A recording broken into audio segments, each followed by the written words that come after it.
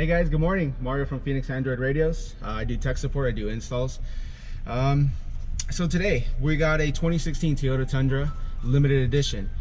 He came out here to help us out with our new testing of our 13-inch Tundra radio. Okay. A few things have changed from our old radio. We used to have buttons right here. No buttons no more. All right, guys. You're gonna trip out on that. We actually did 13-inch tablet. You know, the whole screen. Now you'll also have a brain, a dedicated brain, instead of integrating everything in here.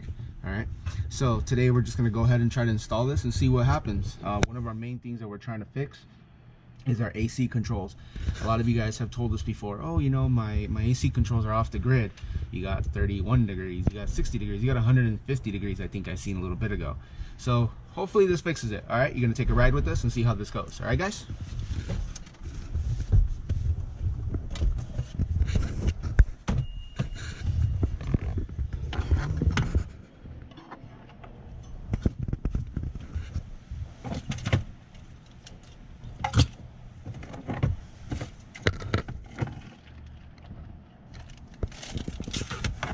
Install should be pretty straightforward, guys. It's not that hard. We kind of have the cavity loosened up already.